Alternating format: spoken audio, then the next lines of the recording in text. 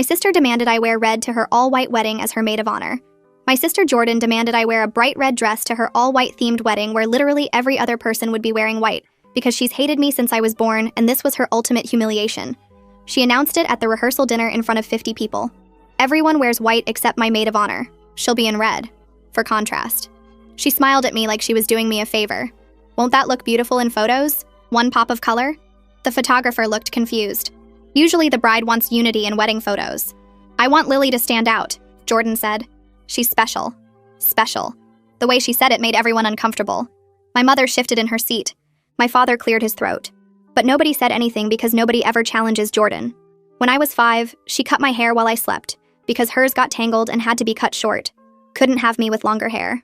When I got into honors classes, she told everyone I was in special education. Let that rumor run through school for months before a teacher corrected it. When I started my accounting firm, she told everyone I was a bookkeeper at H&R Block during tax season. When I bought my house, she said it was in a bad neighborhood. It's not. She just couldn't stand that I owned something. The wedding planning was her greatest performance yet. Made me organize everything as maid of honor but wouldn't let me make decisions. Book the flowers. Then canceled my order and picked different ones. Arranged the transportation. Then changed it all last minute. Planned the bachelorette party. Then complained the entire time that it wasn't good enough. But the dress thing was the worst. She waited until 2 days before the wedding to tell me about the red dress. After I'd already bought a white one like she'd instructed. After alterations were done. After she'd approved it. Red? I said at the rehearsal. You said white. You were very specific about white. I changed my mind. Red will photograph better. Her bridesmaids all smiled. They never liked me either. Jordan made sure of that.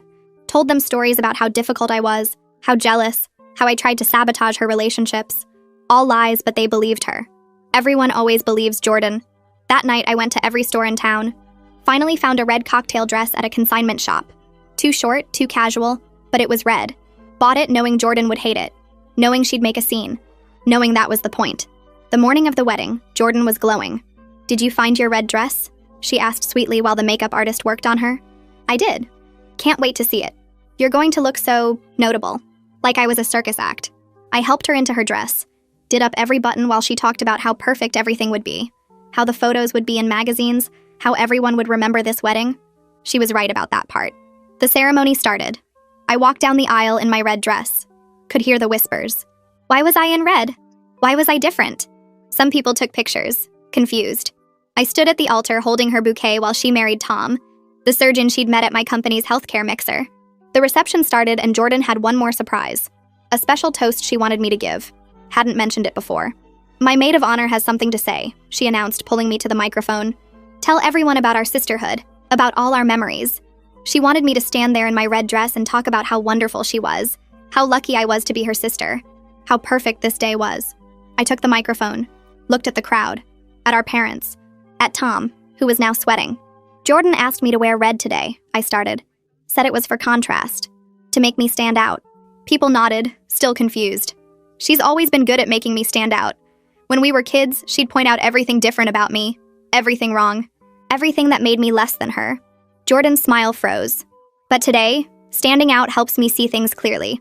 Like how Tom looks nervous, like how he keeps checking his phone, like how there's lipstick on his collar that isn't Jordan's shade. The room went silent. Tom's hand went to his collar. Funny thing about being the sister nobody notices, I continued. You see everything. Like Tom at the bachelor party last night. Not his bachelor party.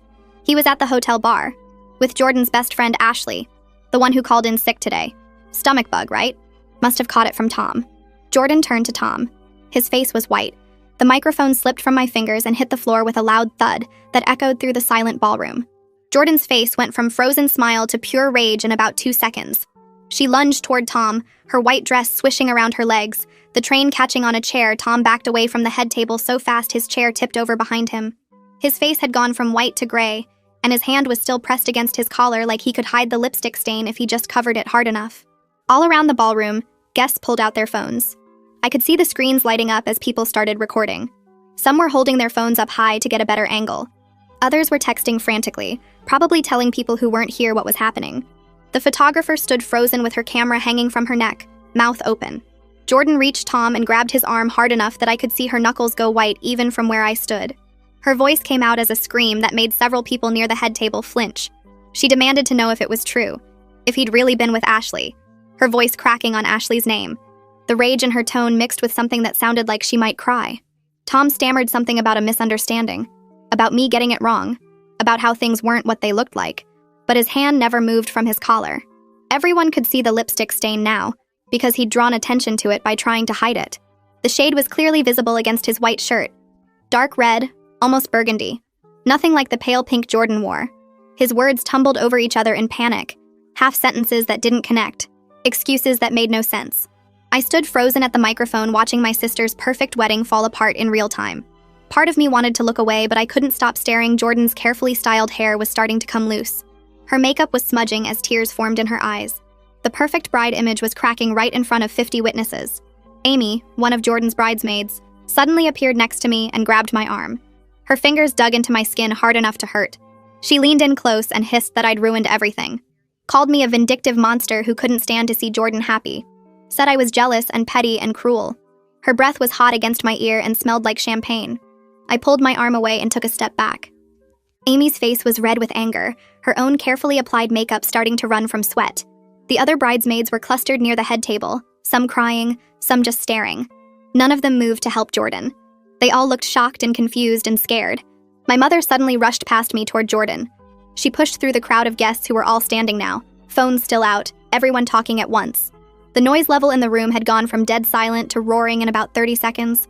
My father appeared in front of me with an expression I'd never seen before. His face was red and his jaw was clenched tight. The look he gave me was somewhere between fury and disappointment, maybe leaning more toward fury. He told me to leave immediately. Said I'd embarrassed the entire family. Said I'd destroyed my sister's wedding day. His voice was low but shaking with anger. I'd never heard him sound like that before. He pointed toward the exit like I might not know where it was. Behind him, I could see my mother trying to pull Jordan away from Tom. Jordan was still screaming, her voice getting higher and more hysterical. Tom was backing toward the wall, hands up like he was surrendering. Some of the groomsmen started moving toward them, probably trying to figure out if they should intervene. I grabbed my small purse from under my chair at the head table. My hands were shaking so badly I almost dropped it twice. I walked toward the ballroom exit with my head high even though my legs felt weak, even though I could feel everyone staring at me, even though the red dress suddenly felt like it was burning against my skin. Behind me, I heard Jordan sobbing, these huge gasping sobs that made my chest tight. Tom's voice rose above the crowd noise, trying to explain, his words tumbling over each other in panic. He kept saying it wasn't what it looked like, that he could explain, that everyone needed to calm down. Nobody was calming down. I pushed through the ballroom doors and they swung shut behind me, muffling the chaos. The hotel hallway was quiet and empty, and my heels clicked loud on the marble floor. I made it to the parking lot before my hands started shaking, so hard I had to lean against my car. I dropped my keys twice trying to unlock the door. Finally got inside and just sat there. The parking lot was well lit and I could see the hotel entrance from where I'd parked. I sat there for 20 minutes watching guests stream out. They came in confused clusters, groups of 3 or 4 people all talking at once. Some were on their phones, probably calling people to tell them what happened. Others were arguing, gesturing wildly with their hands. A few were actually laughing, like they'd just witnessed the best entertainment of their lives, which I guess they had. One older couple walked past my car and I heard the woman say something about always knowing Tom was trouble. Her husband shushed her, but he was smiling. 2 of the groomsmen came out and stood near the entrance smoking, their ties loosened, jackets off. They kept shaking their heads and looking back at the hotel like they couldn't believe what just happened. My phone started buzzing in my purse, text after text, call after call. The vibrations were constant, didn't stop. I pulled it out and saw my mother's name, my father's name, numbers I didn't recognize, names of relatives and family friends. I turned the phone completely off and dropped it back in my purse. Started my car and drove home to my house, my hands still shaking on the steering wheel.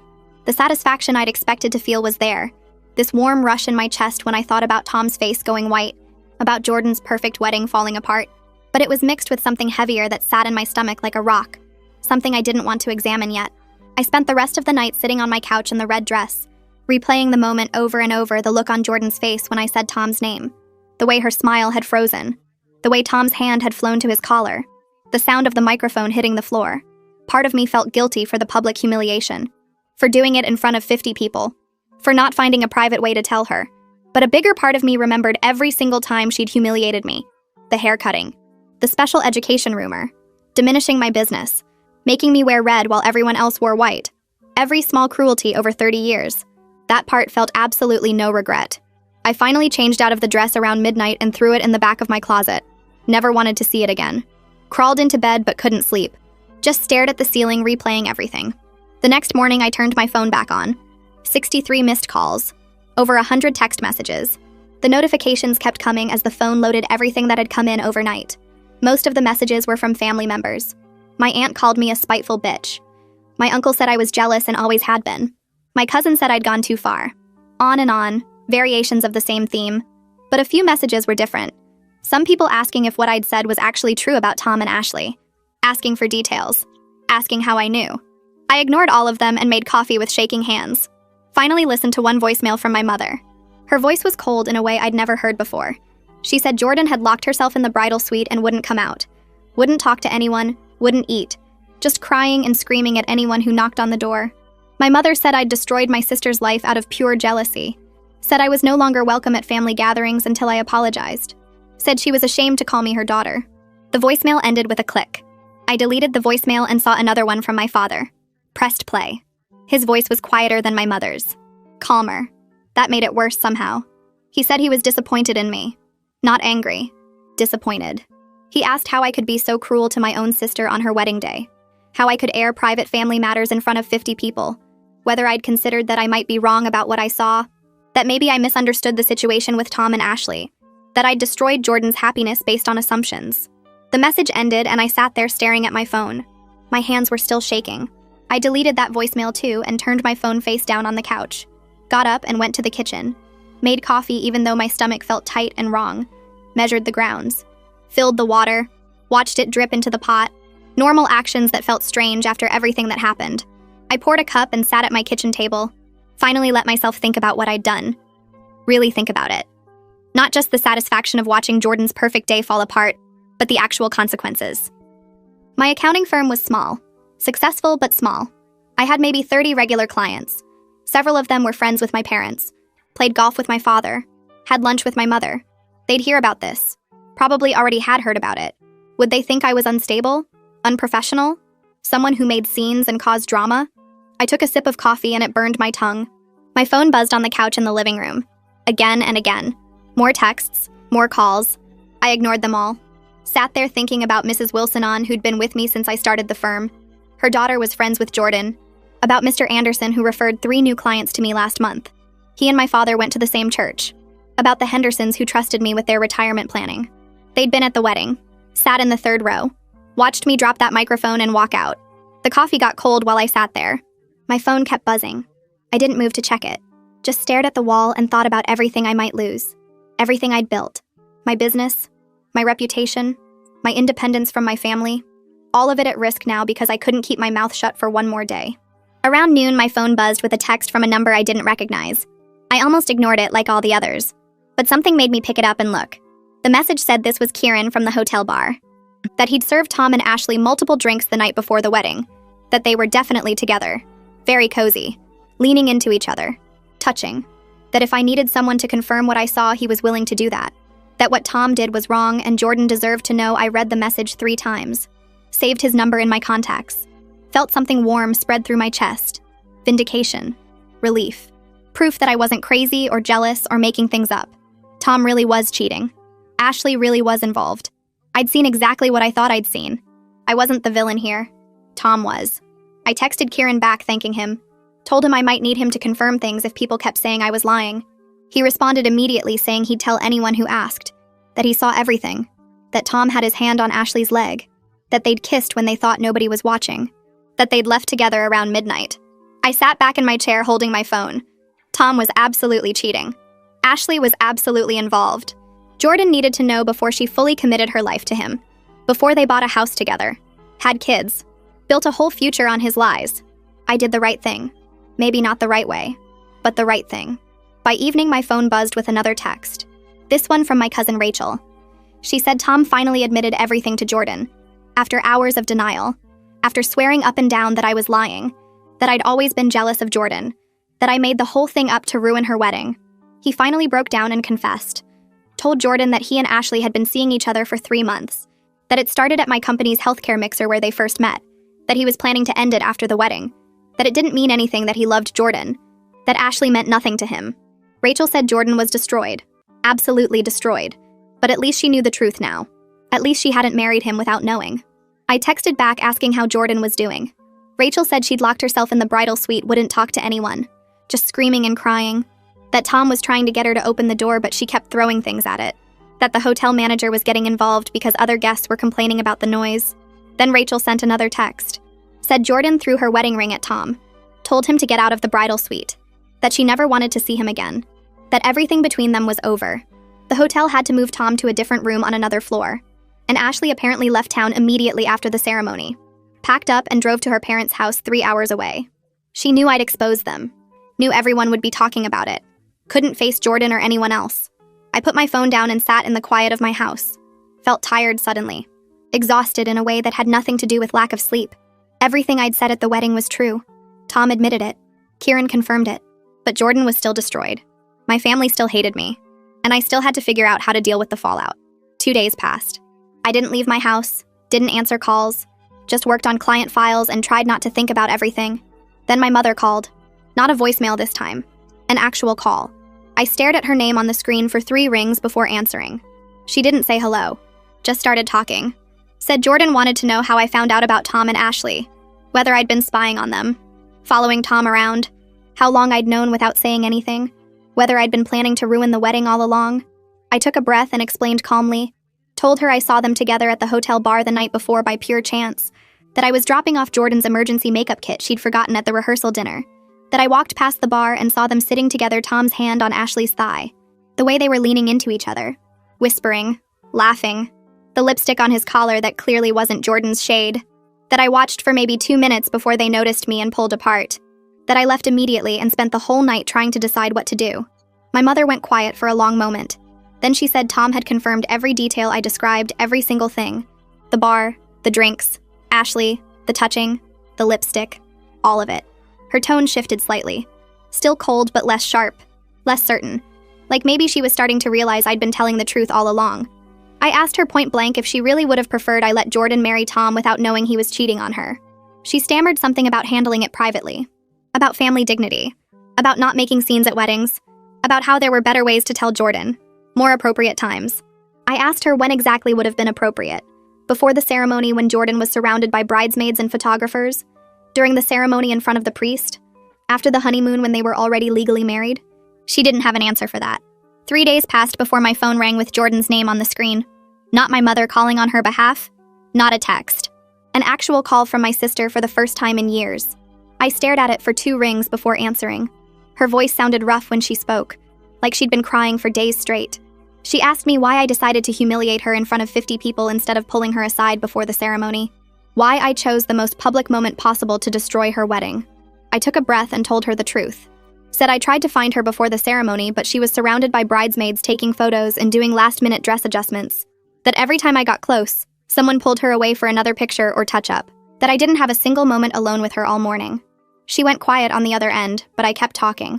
Told her that by the time the reception started and she shoved that microphone in my face, I was so angry about the red dress setup that I just snapped. That watching her smile while making me stand out like a circus performer made something break inside me. I admitted that part of the public reveal was about hurting her back. About making her feel the way she'd made me feel for 30 years. About finally standing up instead of taking it quietly like I always had before Jordan stayed silent for a long time after I finished. Then she said something that made me actually laugh out loud. Said the red dress was meant to make me stand out as special. That she wanted me to be memorable in the photos. That she thought it would look beautiful. I laughed because it was such an obvious lie. Such a clear attempt to rewrite what happened into something noble instead of cruel. She got defensive immediately, insisting she really did think the contrast would photograph well, that she wasn't trying to humiliate me at all. I cut her off and started listing everything. Reminded her about cutting my hair when we were 5 because hers got cut short. About telling everyone I was in special education when I made honors classes. About calling my accounting firm a seasonal tax job. About saying my house was in a bad neighborhood when it wasn't. About every single time she made me feel small or wrong or less than her. She tried to interrupt, but I kept going. Years of resentment pouring out in sentences that felt both terrible and necessary. Every memory I'd been holding on to. Every hurt she'd caused. Every lie she'd told about me. All of it came out in a rush that I couldn't have stopped even if I wanted to. Jordan started crying somewhere in the middle of my list. Then she hung up on me without saying anything else. I sat there holding my silent phone and felt lighter than I had in days. Everything I needed to say was finally said. Whether she accepted it or believed it or understood it didn't matter anymore. I'd stood up for myself completely instead of swallowing it down like usual. That evening, my father called. His voice was careful when he asked me to consider Jordan's feelings. To remember she was going through a devastating breakup and didn't need more pain right now. I pointed out that Jordan never considered my feelings once in 30 years. That she built her entire identity on making me feel inferior. He went quiet and didn't have a response to that. Just said he'd talk to me later and hung up. A week after the wedding, I stopped at the coffee shop near my office. Eugene was there waiting for his order. Amy's husband, who'd been at the wedding. He saw me and came over, speaking quietly so other customers wouldn't hear. Said that half the guests thought what I did was wrong, that I should have handled it privately. But the other half were actually glad someone finally called out Tom's behavior. He leaned in closer and mentioned that rumors about Tom had been circulating for months. Stories about him being inappropriate with younger women at the hospital. About questionable behavior at medical conferences. About a pattern nobody wanted to acknowledge because he was a respected surgeon.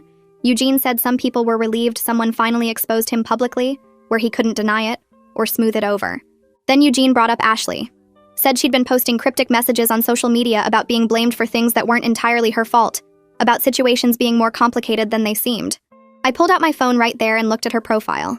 Saw posts suggesting Tom pursued her aggressively, that she tried to end things multiple times, that people didn't understand the full story before judging her. I felt something twist in my stomach for the first time since the wedding, a doubt I hadn't let myself consider before. Tom was a surgeon with status and money and charm. Ashley was much younger and still building her career. Maybe the power dynamic was more problematic than I realized when I saw them together. Maybe I'd cast her as the villain when the situation was more complicated. I thanked Eugene and left the coffee shop feeling unsettled. Pulled up Kieran's number from my contacts and called him, asked for more details about what he observed at the hotel bar that night. He remembered it clearly. Said Tom was definitely the one initiating everything. Ordering drinks. Touching Ashley's arm and leg. Keeping her there even when she checked her phone nervously multiple times. That she looked uncomfortable, but Tom kept talking and laughing and ordering more drinks.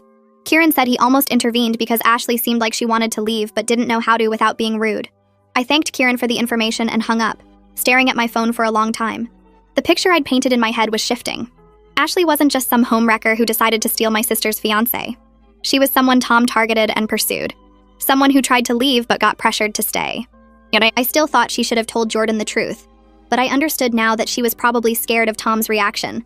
Maybe she was scared of losing her job since Tom had connections at the hospital where she worked as a medical assistant. The power difference between a surgeon and a medical assistant was huge. Tom could have ruined her career with a few phone calls to the right people. 10 days after the wedding, my phone rang while I was reviewing quarterly reports for a small business client. The name on the screen was Alice Henderson, who'd been with my firm for 3 years. She was friends with my mother through their book club. I answered professionally, expecting questions about her accounts. Instead, Alice asked if the family situation would affect my ability to handle her finances properly. I assured her it wouldn't, that my personal life was completely separate from my professional work. She made a non-committal sound and said she'd think about it. After we hung up, I sat at my desk feeling cold. My dramatic toast at Jordan's wedding was starting to affect my business. People were questioning whether I was stable enough to manage their money. 2 days later, another client called with similar concerns. Then a third client the day after that. Both mentioned hearing about what happened at the wedding. Both asked careful questions about my judgment and discretion. I gave them the same reassurances I'd given Alice, but I could hear the doubt in their voices. They were wondering if someone who would blow up her sister's wedding in front of 50 people might also be prone to other dramatic outbursts. What if I got mad at a client and exposed their financial information? What if I couldn't be trusted to keep things private? The questions weren't said out loud, but I heard them anyway. My public revelation was creating a reputation problem I hadn't considered when I grabbed that microphone. I scheduled a meeting with Maxine, my business mentor who'd helped me start my accounting firm 5 years ago. We met at her office, which was decorated with wedding photos from her photography business. She poured us both coffee and got straight to the point. She'd been the photographer at Jordan's wedding and had witnessed everything. The toast, the revelation, Jordan's breakdown, the chaos afterward. Maxine was sympathetic about my situation with Jordan, understood why I'd been angry. But she warned me that small business owners can't afford to look unprofessional. Clients need to trust that you're stable and discreet. They need to believe you'll keep their information private and won't let personal drama interfere with their accounts. Right now, people in town were talking about what I did, and not all of them were on my side. Maxine suggested I might want to reach out to Jordan and try to smooth things over publicly. She wasn't saying I needed to reconcile privately or pretend everything was fine between us. But maybe a public statement that we were working through family issues would help stop the gossip and reassure my clients. She pointed out that ongoing family drama makes clients nervous. They start wondering if you're too distracted to handle their accounts properly. They worry about your judgment. Maxine showed me her business social media page and how she carefully maintained a professional image. Nothing controversial, nothing that would make clients uncomfortable. She'd been doing this for 20 years and knew how reputation worked in a small city where everyone knew everyone else. I left Maxine's office feeling frustrated because her advice felt like I was asked to apologize for telling the truth. Tom had been cheating on Jordan. Ashley had been involved. Those were facts, not opinions. Why should I have to smooth things over publicly when I'd done Jordan a favor by exposing Tom before she married him? But over the next week, 2 more clients left my firm. Both cited wanting to avoid drama as their reason. One of them had been with me since I started the business. I watched my client list shrink and realized the consequences of my actions were expanding beyond what I'd expected. The satisfaction of exposing Tom was costing me professionally in ways I hadn't considered when I grabbed that microphone at the reception. 3 weeks after the wedding, I got an email from Ashley. The subject line said, "Can we talk?" And the message was carefully worded. She asked if we could meet to discuss what happened. She wanted to explain her side of things and said she'd been dealing with a lot of guilt and confusion. She understood if I didn't want to see her, but she hoped I'd give her a chance to tell her story. I read the email 3 times, feeling conflicted. Part of me was still angry at Ashley for getting involved with Tom in the first place. But another part was curious about her perspective after what Kieran had told me about Tom being the one who initiated everything. I typed out a response agreeing to meet at a coffee shop across town, somewhere neutral where we wouldn't run into people we knew. The coffee shop was nearly empty when I arrived. Ashley showed up 5 minutes later looking completely different from the polished person I remembered from Jordan's friend group. She had dark circles under her eyes and her hair was pulled back in a messy bun. Her clothes were wrinkled like she'd grabbed them off the floor. She ordered a coffee with shaking hands and sat down across from me at a corner table. We stared at each other for a moment before she started talking. Her voice was quiet and tired. She thanked me for agreeing to meet and said she knew I probably hated her. She wanted me to understand what really happened between her and Tom. Ashley explained that Tom pursued her hard after they met at my healthcare mixer. He found her on social media and started messaging her constantly. Compliments, jokes, asking her to coffee. She tried to brush him off at first because she knew he was with Jordan, but Tom was persistent. He told her that his relationship with Jordan was mostly for show, that they had an understanding about seeing other people. He said Jordan was more interested in the wedding than in him, that they were basically roommates who got along well enough to plan a life together. Ashley admitted she was stupid to believe him. She knew it sounded like a typical cheating excuse, but Tom was convincing and charming, and she was lonely after a bad breakup. She let herself get pulled in. Then she tried to end things multiple times when she started feeling guilty, but Tom would get angry or sad or make promises about leaving Jordan after the wedding. Ashley pulled out her phone and showed me text messages from Tom. Hundreds of them. I scrolled through and saw exactly what she described: Tom pressuring her to meet up. Tom getting angry when she said she needed space. Tom making promises about being together properly once he figured things out with Jordan. Tom manipulating her emotions with messages about how much he needed her, how she was the only person who understood him. The messages made me feel sick. This wasn't just an affair between 2 people who were equally responsible. This was Tom systematically manipulating someone younger and less powerful than him. I looked at Ashley and saw her differently than I had before. She wasn't a villain. She was another person Tom had used for his own benefit. The real villain was Tom, who'd manipulated both Ashley and Jordan while pretending to be a good guy. Ashley put her phone away and looked down at her coffee cup. She told me she'd been trying to reach Jordan for weeks now, sending texts and emails and even showing up at my parents' house once. Nothing worked. Jordan blocked her number and refused to open the door. She'd lost most of her friend group too because everyone chose sides and most people chose Jordan's side. Ashley's voice got quiet when she said she understood why people picked Jordan, that she deserved to lose those friendships after what she did. Then she asked me a question I didn't expect. She wanted to know if I thought Jordan would ever forgive her. I sat there for a minute not knowing what to say. The honest answer was I had no idea, because I didn't really know my sister at all, not in any real way. I told Ashley I couldn't answer that Jordan and I weren't close enough for me to predict what she'd do. Ashley nodded like she expected that response. She thanked me for meeting with her and said she hoped someday both Jordan and I could move past what Tom did to us. She left the coffee shop first, and I sat there alone finishing my drink. I drove home feeling completely mixed up about everything. Tom was clearly the bad guy who manipulated both Ashley and Jordan. But I was the one who blew everything up in front of 50 people without understanding how complicated the situation actually was. Ashley wasn't some evil person trying to steal her friend's man. She was someone younger and less powerful who got pulled into Tom's lies and manipulation. And Jordan, despite all the horrible things she'd done to me over the years, didn't deserve to find out about her husband's cheating at her own wedding reception. I kept thinking about the look on her face when I said Tom's name into that microphone, the way her whole body went stiff, the way she turned to look at him with her white dress swishing around her legs. I'd wanted to hurt her back for the red dress thing and for 30 years of being treated like garbage, and I definitely succeeded in hurting her. But now I wasn't sure that success felt as good as I thought it would. A month went by without any contact from my family. My parents didn't call or text. Jordan obviously didn't reach out. I went to work every day at my accounting firm and came home to my house and tried not to think about the wedding. Then my mother called and asked if I wanted to have lunch with her, just the two of us. Her voice sounded different on the phone. Less cold than it had been in her previous messages, I agreed to meet her at a restaurant downtown. When I got there, she was already sitting at a table by the window. I almost didn't recognize her at first because she looked so much older than I remembered. Her face had new lines around her eyes and mouth. Her hair seemed grayer. She looked tired in a way that went deeper than just not sleeping well. The kind of tired that comes from dealing with really hard stuff for a long time. We ordered food and sat there in awkward silence for a few minutes. Then my mother started talking. She told me that Jordan had been staying with them since the wedding. She wasn't eating much, just picking at food and leaving most of it on her plate. She'd stopped going to work, and her boss was getting concerned about her taking so much time off.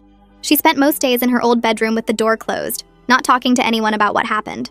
My mother's voice got harder when she asked me her next question. She wanted to know if I was satisfied with how things turned out, if destroying Jordan's wedding was worth whatever point I was trying to make. The way she said it made me feel like a kid again, like I was the problem child who always caused trouble. I put down my fork and looked at my mother. I told her I didn't destroy Jordan's wedding. Tom destroyed it by cheating on her. And Jordan helped destroy it by treating me like trash for 30 years. My mother's face did this little flinch thing when I said that. But she didn't argue with me or tell me I was wrong. She just sat there looking at her plate. And that's when I understood something. She knew I was right even if she couldn't say it out loud. She knew Jordan had treated me badly. She knew she and my father had let it happen. We ate in silence for a while. Then my mother said something I never expected to hear from her. She said that maybe she and my father had favored Jordan when we were growing up. She didn't say sorry exactly, but she admitted they made mistakes in how they handled the relationship between us. And those mistakes created a lot of the anger that came out at the wedding. I just stared at her because in 30 years she'd never acknowledged anything like that before. It was always Jordan this and Jordan that. Always me being told to be understanding, to give Jordan space, to not make things difficult. I asked her why they favored Jordan. What made her more special or more deserving of their attention and love? My mother struggled to answer. She moved her food around on her plate and didn't look at me for a long time. When she did talk, she said Jordan was their first child, and they were young parents who didn't know what they were doing. They didn't know how to split their attention between two daughters who had really different personalities. She said it like that explained everything. Like being the first kid was a good enough reason to get all the support while the second kid got nothing. Then my mother told me something I never knew. She said Jordan had really bad anxiety when she was little. Like, serious anxiety that needed therapy and sometimes medicine. I sat there shocked because nobody had ever mentioned this to me before. My mother explained that Jordan's need to control everything and be perfect all the time came from deep fear of not being good enough. And the way she treated me was partly about dealing with her own worries and fears. She made me feel small because she felt small inside. I listened to all this and felt something shift in my chest. It didn't excuse what Jordan did to me. It didn't make the hair cutting or the rumors or the constant put-downs. Okay. But it made me see her as more complicated than just the golden child who enjoyed making my life miserable. She was struggling with her own problems that our parents didn't handle well, and I was collateral damage in her attempts to feel better about herself. My mother reached across the table but didn't quite touch my hand. She asked if I would be willing to talk to Jordan with a family therapist there to help. To try to work through some of the problems between us, I didn't answer right away, because part of me wanted to say no, wanted to keep the distance I'd finally created. But another part of me recognized something important. All the anger I'd been carrying around hadn't actually brought me any peace. Blowing up Jordan's wedding hadn't fixed anything inside me. I told my mother I'd think about it. She nodded and we finished our lunch talking about small things that didn't matter, both of us avoiding the bigger conversation we'd just had. 5 weeks passed and I fell into a routine of work and avoiding family events. Eugene called me one Tuesday afternoon while I was reviewing tax documents for a client. He asked if I had a minute to talk about the wedding situation. I said sure, and he told me something I didn't expect. Several guests had reached out to him privately saying they respected what I did. They said someone needed to stop Tom from trapping Jordan in a marriage built on lies. My timing was dramatic, but it protected my sister from making a huge mistake.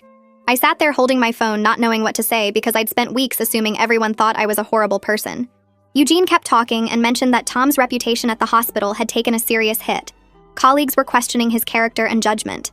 Some of his patients requested different surgeons because they felt uncomfortable with his personal behavior, even though it had nothing to do with his medical skills, Eugene said the hospital administration was watching the situation closely. Then he told me something that made my chest feel tight. Jordan had started therapy and was working through issues way beyond just the failed wedding.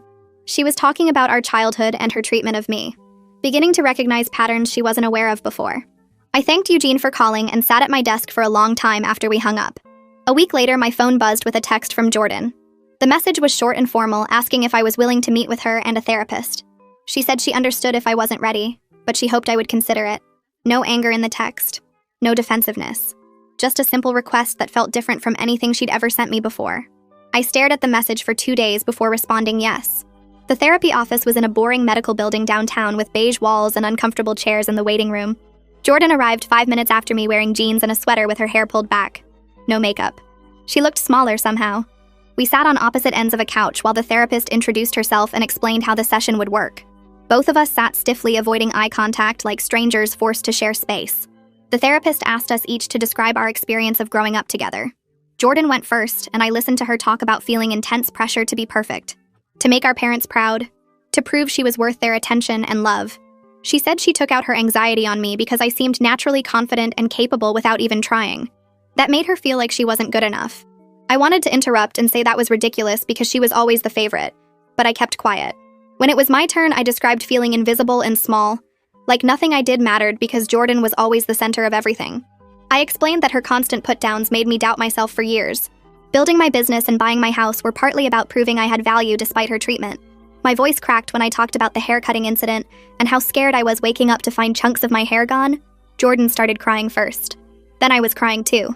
The therapist handed us tissues and said something about how we both experienced the same family in completely different ways. How our parents' mistakes created problems between us that we took out on each other instead of addressing the real source. She said we were both victims of poor parenting in different ways. That hit something in my chest that I didn't want to acknowledge. Jordan looked at me with red eyes and apologized for the red dress. For years of making me feel small. She admitted she was trying to control me because she felt so out of control in her own life. I apologized for the public humiliation at her wedding. For choosing the cruelest possible way to reveal information she needed to know. We both sat there crying and exhausted like we'd run a marathon. The therapist scheduled another session for the following week. 2 months after the wedding, Jordan and I met for coffee without the therapist there. We picked a place neither of us had been to before, so it felt neutral. She ordered a latte and I got black coffee, and we sat at a corner table not knowing how to start a conversation. Everything we said felt awkward and forced because we didn't have our usual patterns of conflict to fall back on. She asked about my business and I asked about her job. Small talk that felt strange coming from us. But we were both trying to build something different, even though we had no idea what that something was supposed to look like. Jordan finally broke the silence by setting down her latte and looking directly at me for the first time since we sat down. She said she needed to tell me something that had been eating at her for weeks. She admitted that despite how devastating and humiliating my wedding toast was, she was grateful I exposed Tom before she actually married him. Her voice got quiet when she explained that after everything fell apart, she started digging into Tom's life and found evidence of other affairs. Ashley wasn't his first. There was a nurse at the hospital 6 months earlier, a pharmaceutical rep before that. Tom had been cheating on her throughout their entire relationship, and she never suspected anything because she was too focused on planning the perfect wedding. I sat there holding my coffee cup and processing this information. Part of me wanted to say I told you so, but I managed to keep my mouth shut. Jordan looked smaller than I'd ever seen her, like all the confidence and superiority had drained out and left behind someone who was just tired and hurt. I pulled out my phone and showed her the text messages Ashley had sent me. The screenshots revealed Tom's manipulation pattern clearly. How he pursued Ashley aggressively. How he lied about his relationship with Jordan. How he pressured Ashley when she tried to end things. Jordan read through every message with her jaw tight and her hands shaking slightly. When she finished, she was angry all over again, but in a different way. She said knowing that Ashley was manipulated too somehow made the betrayal feel less personal. It wasn't about Jordan not being good enough or Ashley being a better choice. It was about Tom being a predator who targeted vulnerable women and lied to everyone. We sat there for another hour talking about Tom's pattern and how neither of us saw it coming. Eventually, the conversation shifted to us and what came next. I suggested we try having dinner together once a month to see if we could rebuild some kind of relationship. Jordan agreed immediately, but added that we needed to be realistic about expectations. She said rebuilding would probably take years and might never result in the close sisterhood either of us wished we could have. Too much damage had been done over too many years. Some things can't be fully repaired no matter how hard you try. I appreciated her honesty about that. We weren't going to pretend everything was fine now just because we'd had one therapy session and one coffee date. 3 months after the wedding, I was sitting at my desk working through client tax returns when my phone buzzed with a text from Jordan. She'd sent a photo of herself sitting in a therapy office with our mother on one side and our father on the other. All three of them looked uncomfortable but determined. The message below the photo said, "Thanks for forcing us all to deal with our shit. Worst maid of honor ever, but maybe the sister I actually needed." I smiled at my phone and felt something shift in my chest. Sometimes the most loving thing you can do for your family is refuse to enable their dysfunction, even when it destroys the illusion of perfection everyone worked so hard to maintain.